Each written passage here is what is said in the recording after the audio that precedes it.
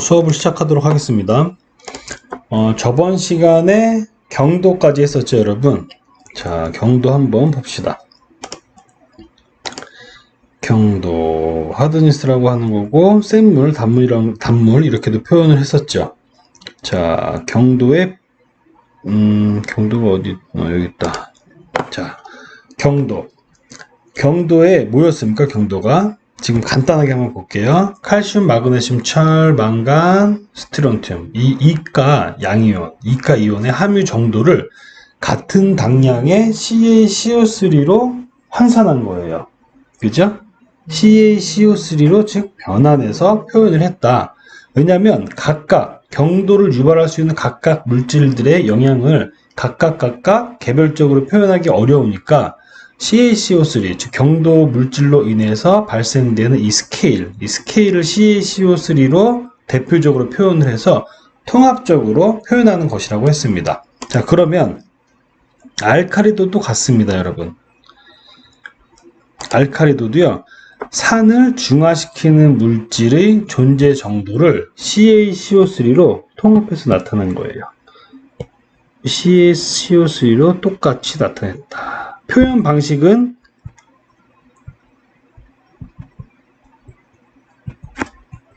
경도하고 같습니다. as CaCO3 mg per liter 이런 식으로 CaCO3 당량으로 나타낸 거예요.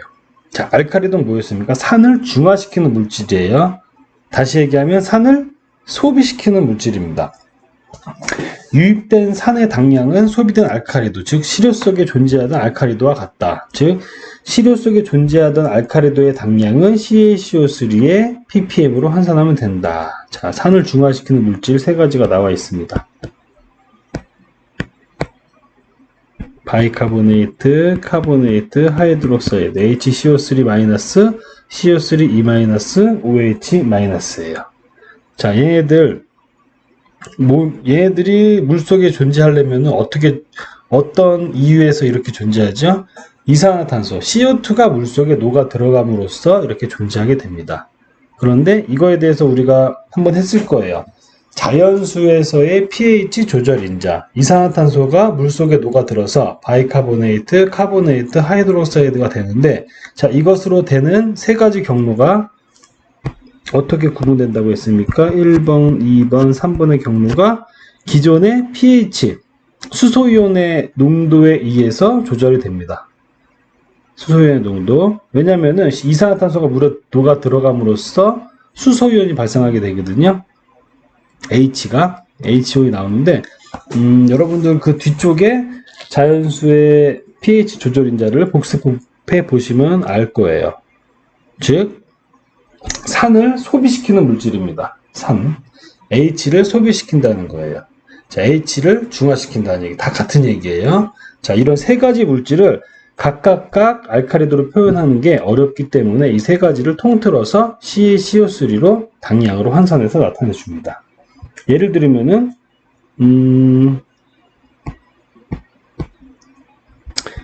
HCO3-랑 CO3E- 이렇게 있어요. 얘가 183mg per 리터가 있었습니다.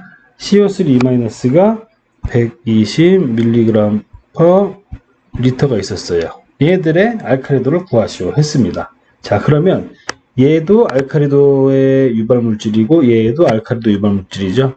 똑같이 CaCO3로 같은 당량으로 환산을 한 다음에 다 합해주면은 총 알카리도가 되겠습니다. 자, 이거 환산 여러분 다 할 줄 알죠? 1mg는 61mg,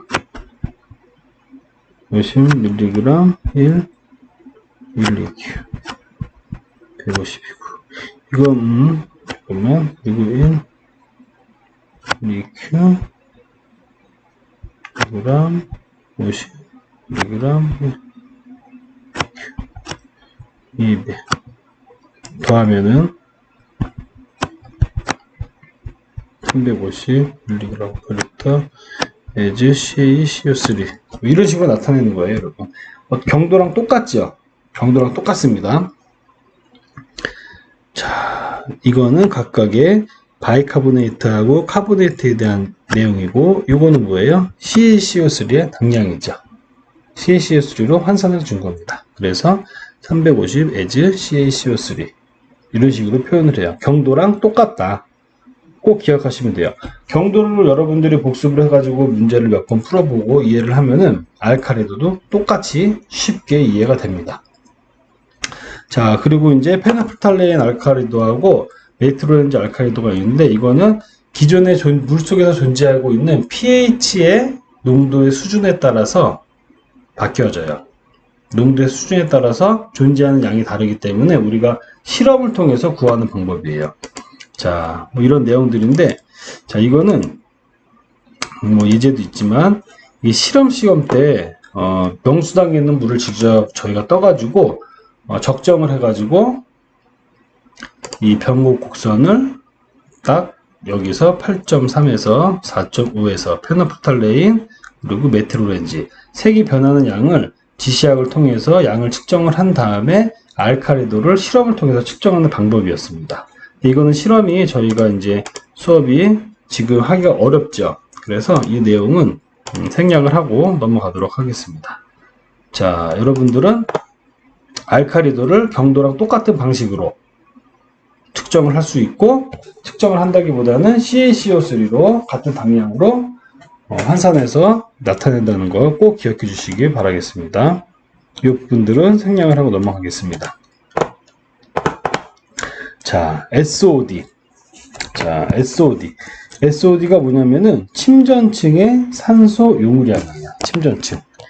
자, 내용을 보면은 침전된 퇴적층에서 유기물이 분해될 때 수중의 산소를 소비하는 양으로 닿아 있는 면적당 하루에 소비되는 산소 양으로 표현된다. 예를 들면은 이렇게 있고,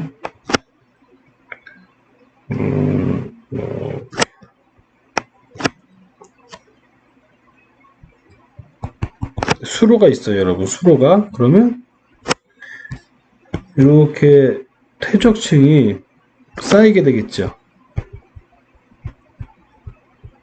퇴적물이 쌓이게 됩니다. 쌓여 있어요. 얘네들이 분해되면서 호기성 박테리아에 의해서 요구되는 산소량, 소비되는 산소량을 침전층 산소 요구량이라고 합니다. SOD라고 해요. 자, 이 수로에서 만약에 물이 이렇게 흐르고 있으면 부유되어 있는 부유물질도 있을 거고요.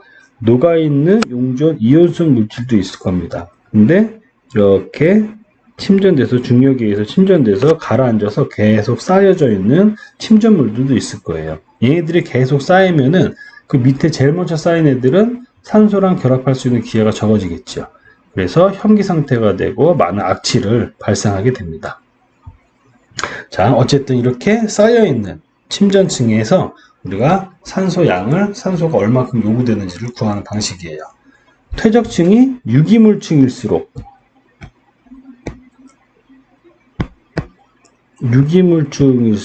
SOD는 커지나 모래와 같은 무기물 퇴적층은 SOD 수치가 작아진다. 자, 유기물이니까 박테리아가 유기물을 분해하면서 세포로 전환시키겠죠. 산화를 시키는 거죠. 그러면서 박테리아가 호흡량이 많아질 거고 산소 요구량이 많아지겠죠. 즉 유기물층이니까 SOD가 커지는 겁니다. 근데 여기 쌓여 있는 걸 보면은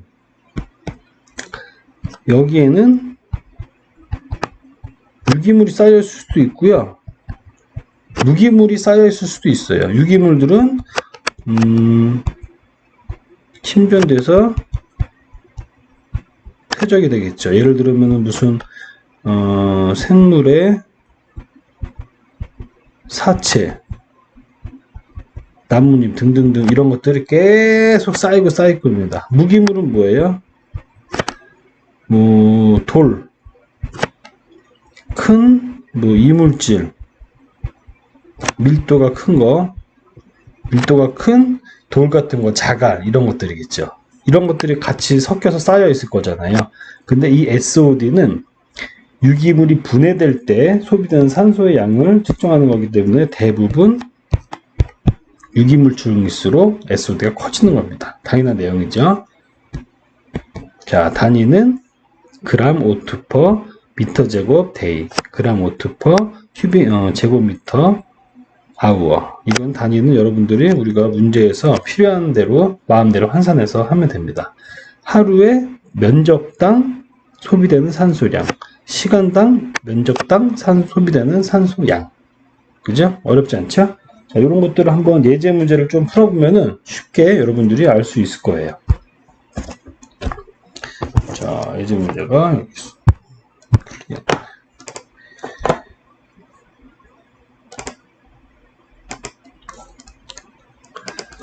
자, 먼저 요 2번 먼저 한번 볼까요, 여러분? 2번 먼저. SOD의 수치가 가장 낮은 지역. SOD는 뭐를 산화시키는 거? 유기물이 산화될 때 요구되는 산소량이죠. 자, 그러면은 하구뻘, 모래화산, 도시하수, 섬유소질, 슬러지. 자, 이런 것들을 보면 유기물이 없는 게 어딘 거예요? 가장 낮은 지역을 구하는 거니까. 모래도 SOD처럼 무게가 있으니까 밀도가 높으니까 침전이 될 텐데 무기물이죠. 이건 유기, 또 유기물. 그 SOD가 높을 거예요. 근데 모래화산은 모래 성분이 밀도가 높기 때문에 가라앉아서 침전 상태를 이루는데 이건 무기물 상태가 많기 때문에 SOD 수치가 아마 낮을 겁니다. 상대적으로 그렇게 생각하시면 되고요. 자, 여기에는 좀 이제 문제가 좀 읽어봐야겠네요. 가로 20, 세로 20, 높이 15cm인 직육면체 용기 속에 수치에서 채취한 저지를 5cm 두께로 깔았다. 자, 어떤 상자가 있는데 밖에 강에서, 이게 수채가 강이라고 생각하세요. 강에서 채취한 저질, 그 밑에 갈아있는 퇴적물, 이거를 5cm 두께로 깔았습니다. 자, 우리 상부에는 물을 채워서 외부로부터의 산소 공급이 차단된 상태에서 DO 용존산소 농도를 측정한 결과는 다음 표와 같다. 물속의 유기물 분해로 인한 산소 소모를 무시할 때 저질 산소 요구량은 얼마인가? 자, 이 표가 주어지고 문제가 주어졌어요. 일단 이 표가 보면은 시간, 분으로 되어 있는데 이런 단위는 나중에 시간이나 단위 농도들은 여러분 다 환산할 수 있죠? 편하게 읽으시면 됩니다. 문제에서는 대의로 주어졌지만 우리는 분으로 나와 있네요. 맨 처음에 최초의 용존산소가 8이었어요. 30분이 지났는데 7로 떨어졌고요. 1시간이 지났을 때 6으로 떨어졌습니다. 즉 산소가 감소하고 있죠. 산소가 소비되고 있어요. 그러면은 유기물을 산화시키고 있다고 우리가 생각할 수 있습니다. 자, 이럴 때 얼마만큼 면적당 산소가 소비되는지를 구하는 거죠. 자, 한번 볼게요. 그러면 그림을 좀 그리면서 보도록 하겠습니다. 일단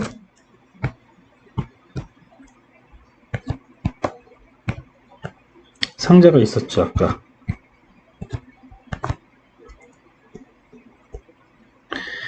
있고 여기가 20cm 가로, 세로가 몇이었어요?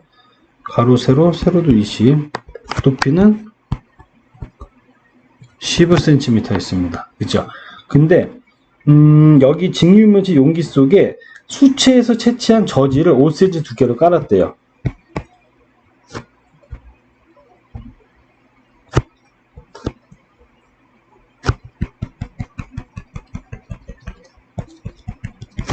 자, 수채에서 어느 강에서, 뭐 경안천에서 밑바닥에서 채취한 그 퇴적층을 5cm 정도 두께로 깔았습니다. 5cm 정도의 두께로 깔았어요. 자, 그때 산소의 변화량이 있고요. 시간에 따른 변화량이 주어졌죠. 표로 물속의 유기물 분해로 인한 산소 소모를 무시할 때 저질 산소 요구량을 구하라고 했습니다. 자, 그러면 우리가 산소가 얼마만큼 어떻게 소비되는지 시간에 따른 소비량을 좀 먼저 알아볼 필요가 있어요. 자, 먼저 우리가 저질 산소 요구량 SOD인데 이 단위가 뭐였습니까, 여러분? 그램 O2 밀리 루틴. 문제가 여기 있죠. 그램 O2 미터 제곱 데이예요. 그램 O2 미터 제곱 데이. 이거를 구하라고 했습니다. 자, 먼저 우리한테 주어진 것을 가지고 산소가 어떻게 소비되는지를 먼저 한번 찾아볼게요.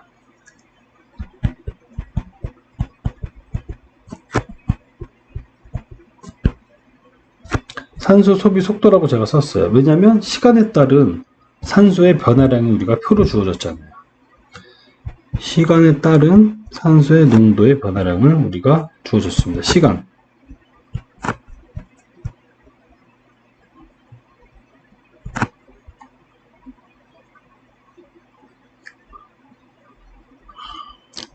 자, 농도가 8에서 시간이 0이었을 때 1시간이 지났어요. 0분, 30분, 60분이 있는데 1시간이 지났는데 8에서 6으로 줄었죠. 그죠? 1시간 동안 이만큼 줄었습니다. 그죠? 시간의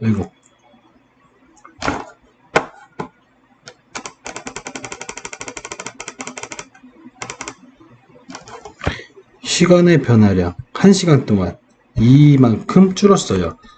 8에서 6으로 줄었잖아요. 그리고 이거는 0분에서 60분이었잖아요. 그죠? 제가 60미니로 쓰기가 좀 그래가지고 그냥 아우어로 썼습니다. 어차피 데이로 단위 환산할 거니까 이렇게 됐죠. 자, 요거 단위 다시 쓰면은 리터 밑으로 내려가게 되겠죠. 리터 아우어 2 밀리그램 이렇게 됐습니다. 시간당 리터당 2mg의 산소가 변화되고 있는 거예요. 즉 줄어들었어요. 근데 소비됐다고 생각할 수 있죠. 자, 그러면 우리가 문제에서 요구하는 거는 x 그램 미터 제곱 데이 이렇게 구하는 겁니다. 하루에 면적당 몇 g의 산소가 소비되느냐 요구되느냐 이거를 물어보고 있어요. 자, 그러면은 산소가 우리가 소비된 속도가 뭐였습니까?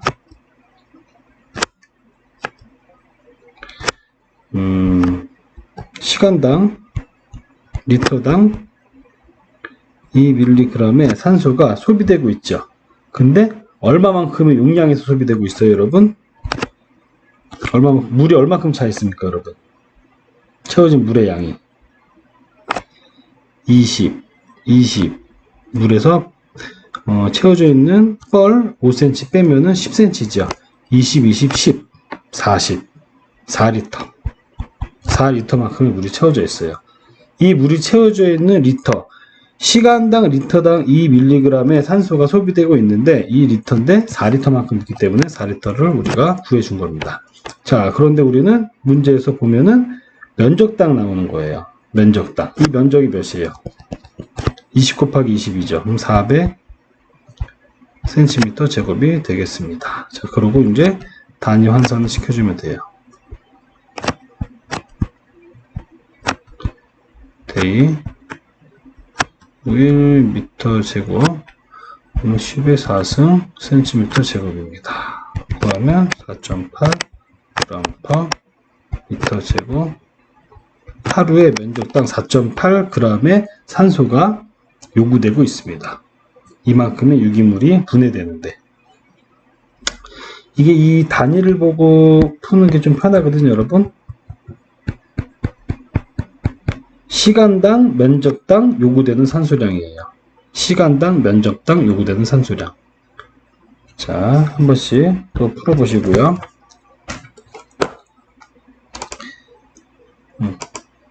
자, 이제 다음 동영상 넘어가겠습니다.